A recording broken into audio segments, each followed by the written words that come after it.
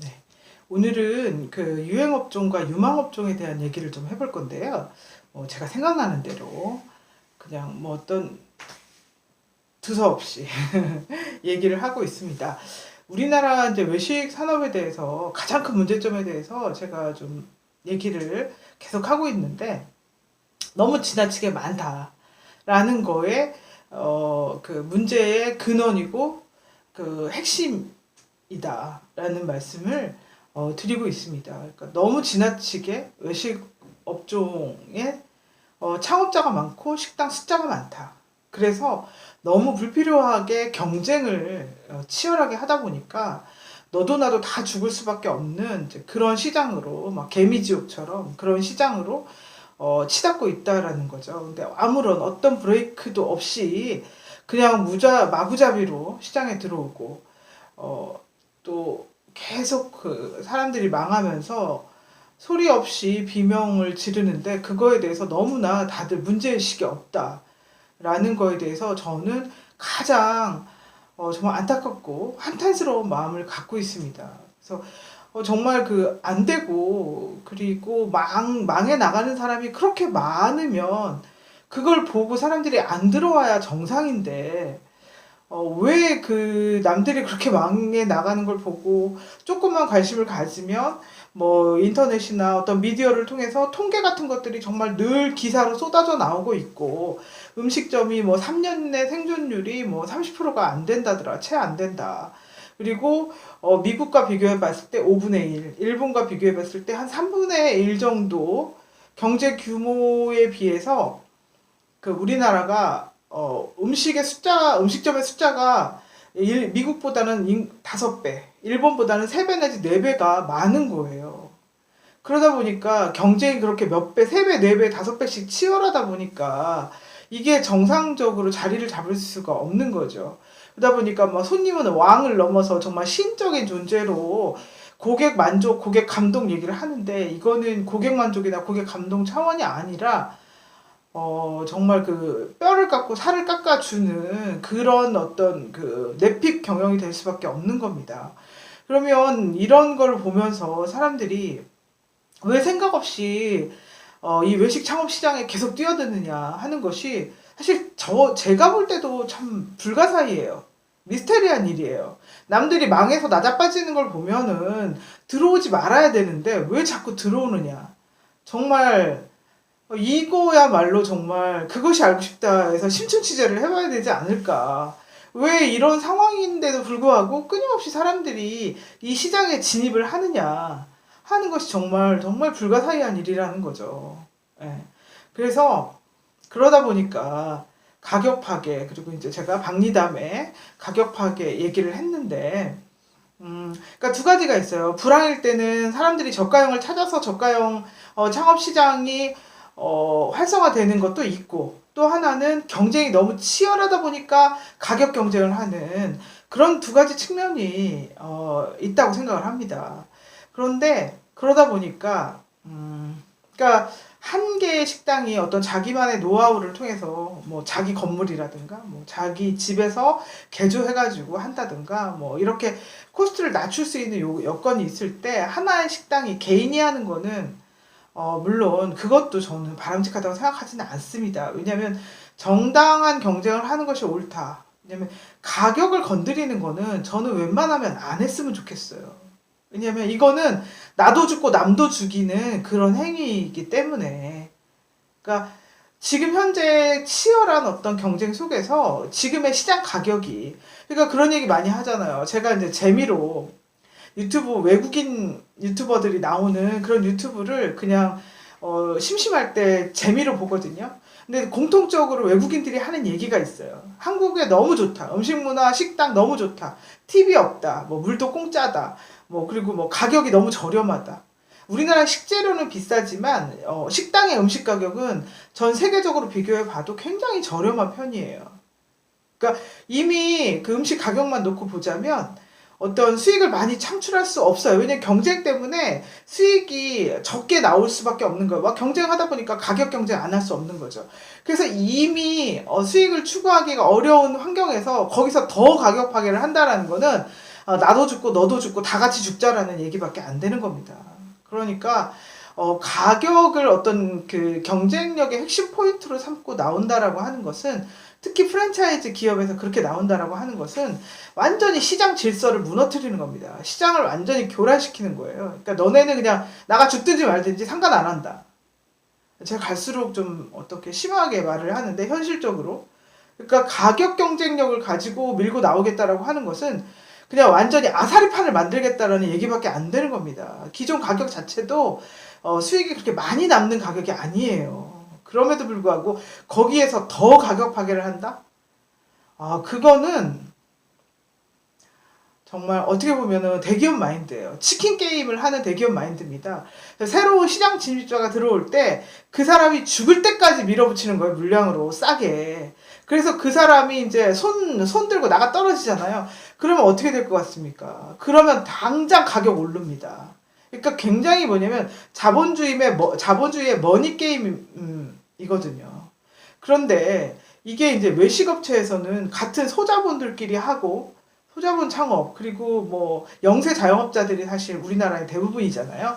영세 자영업자고 나머지 한 10% 정도가 예를 들면 기업형 프랜차이즈나 체인이란 말이죠. 그런데 그런 그 힘을 가진 사람들이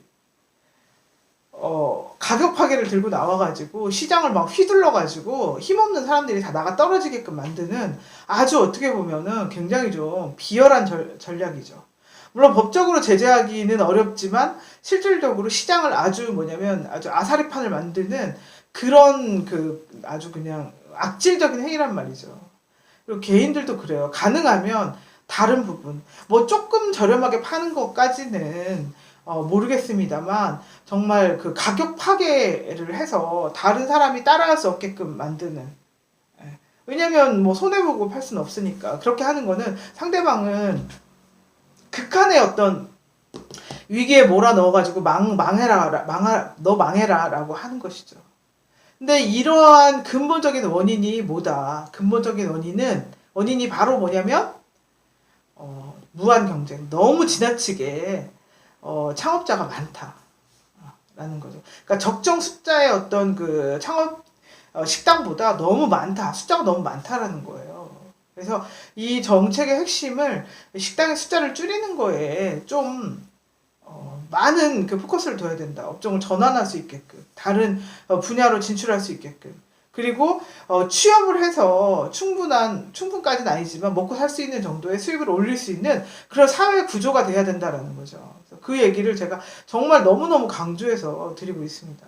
그래서 정책 방향이 식당 창업자나 망해서 나가는 이런 사람들을 재취업을 위한 교육을 시킬 수 있는 그런 방향으로 가야 된다. 네. 그렇지 않으면 정말 어떻게 알려야 될지 모르겠어요. 식당 하면 많은 사람이 자기 그냥 정말 있는 재산 다 털어먹고 나간다라는 거를 얼마나 더 이상 더 홍보를 해서 알려야 될지 정말 저는 모르겠어요. 네. 그래서 정말 자신이 있는 사람도 성공하기 힘들다. 초보 100이면 100 다 망합니다. 지금 이런 아사리판 속에서 살아남을 수 있다고요? 정글 속에서? 말도 안 되는 얘기입니다. 말도 안 되는 얘기예요.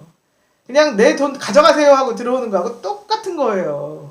너무너무 어리석은 선택을 하는 분들을 보면서 정말 뭐라고 해드릴 말씀이 없습니다. 지금 여기가 아사리판이에요. 그 수익 나는 것도 꼴을 못 봐가지고 덩치 조금 더 크다고 가격 후려치고 들어와가지고 니들 다 망해라, 얼망쫄망한 애들 니들 다 망해서 나가 떨어져라, 이렇게 하고 있는 거예요. 그렇습니다. 네, 어쨌든 그렇고요. 유행업종과 유망업종이라는 얘기를 들어보셨을 겁니다. 유행업종이라는 거는 뭐냐, 말 그대로 그냥 유행하다가 사라지는. 그래서 어떤 우리가 이론 공부를 할 때 음식점에 있어서도 어떤 아이템, 메뉴가 들어왔을 때 그 업종이나 메뉴가 도입기와 성장기와 성숙기를 거쳐서 쇠퇴기를 거쳐서 사라지게 된다 라는 어떤 라이프 사이클에 대해서 얘기를 하고 있습니다. 그래서 과연 이 업종이 뭐 도입기냐 성장기냐 성숙기냐 쇠퇴기냐 뭐 이런 것들을 우리가 연구하기도 하고 판단하기도 하고 그렇습니다. 그런데 과연 뭐 물론 어떤 업종이 지금 도입기냐 성장기냐, 그러니까 뭐 예를 들면 뭐 카스테라, 뭐 요즘 유행하는 뭐 식빵 프랜차이즈, 뭐 닭강정, 뭐 안동 찜닭, 뭐 무수하게 나타났다 사라져간 그런 업종들이 있죠. 예, 무수하게 나타났다 사라져간 업종들. 그러면 언제 들어야 되냐? 보통 얘기합니다. 도입기쯤 들어와가지고 성장기에서 팔고 나가는 게 좋다. 뭐 그게 뭐 이론으로는 쉽지만 판단하는 것도 쉽지 않을 뿐더러, 예, 그게 보이지 않죠. 창업하는 분들 입장에서는. 그런데 이런 도입기나 성장기나 성숙기나 쇠퇴기를 거치지 않는 업종도 있습니다. 이런 거를 우리가 이제 검증된 업종, 시장에서 검증된 업종이라고 얘기를 할 수가 있겠는데요. 그럼 우리가 흔히 유망업종이라고 얘기를 할 때 뭐가 한참 뜨고 있다 그러면 이거 유망업종 아니야? 이거 유망업종이다. 그리고 매스컴에서도 유망업종이라고 막 선전을 합니다. 근데 이거를 유망업종이라고 착각을 하실 수가 있어요. 근데 이거는 유망업종이 아닙니다. 그냥 뜨고 있는 유행 업종에서 성장기쯤 가고 있는 그런 업종을 얘기하는 거예요. 그런 거를 그냥 혹하기 쉽게 유망업종이다라고 얘기를 하는 겁니다. 절대 그렇지 않습니다. 유망업종의 전제 조건이 있어요. 유망업종의 전제 조건은 뭐냐면 시장에서 검증된 업종이어야 된다는 겁니다. 메뉴가 검증돼야 된다. 그러니까 유행 업종은 우리가 눈으로 많이 봤잖아요. 뭐 1+1, 뭐 닭, 뭐 예를 들면 뭐 닭강정, 뭐 찜닭, 뭐 탕수육, 뭐 기타 등등, 뭐 대왕 카스테라, 뭐 엄청 많이 뭐 나타났다 사라지는, 한꺼번에 그냥 쫙 그 가맹점 깔았다가 순식간에 사라지는 그런 유행 업종들 많이 보셨을 거예요. 물론 그런 유행 업종들의 특징은 어떤 생소한 메뉴라든가 주식으로 먹지 않거나 간식용 메뉴라든가, 그리고 사람들이 잘 모르는 뭐 다른 나라의 뭐 에스닉 푸드라든가 뭐 이런 것들. 그래서 처음에는 막 프랜차이즈가 쫙 깔리고 줄 서서 먹고 하니까 이게 뭐 대단한 건가 보다, 이게 유망업종인가 보다라고 외식 산업을 잘 모르는 사람들은 굉장히 혹할 수가 있죠. 그렇지만 저희처럼 공부를 해온 사람들은 이거는 그냥 유행업종이다라는 거를 금방 판단할 수가 있는 겁니다. 예. 그런데 물론 그런 거 있어요. 새로운 메뉴, 간식용 메뉴, 뭐 계절용 메뉴, 이런 것들이 유행업종이 될 가능성이 높은 업종이기도 하죠. 메뉴이기도 하죠. 그러면 어떤 업종이 유망업종이냐? 시장성과 성장성과 수익성을 다 갖춘 업종으로서 이 아이템 자체, 메뉴나 아이템, 상품 다 똑같은 얘기예요. 이 그 메뉴가 뭐냐면 검증된 업종이어야 돼요. 우리나라 사람들이 가장 많이 먹는 메뉴 뭐가 있죠? 뭐 삼겹살, 김치찌개, 된장찌개, 뭐 부대찌개, 예를 들면 뭐 이런 것들, 뭐 갈비, 불고기, 이런 것들이죠. 이런 거는 한국 사람의 한 90% 이상이 다 먹을 겁니다. 그리고 이거 없으면 못 살아요. 한국 사람들 삼겹살 없이 살 수 있나요? 뭐 못 살죠. 그래서 이런 유망 업종은 이런 검증된 업종 중에서 나올 확률이 높은 겁니다.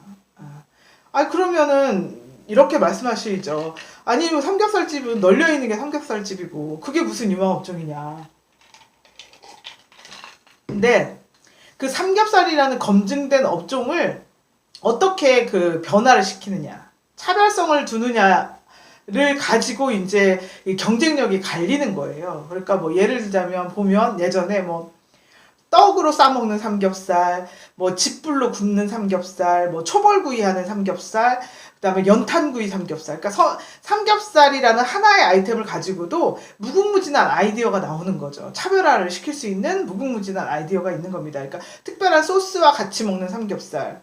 그러니까 삼겹살이라는 아이템은 식당도 너무나 많죠. 기존에 너무 많은데 뭘 그걸 또 하느냐.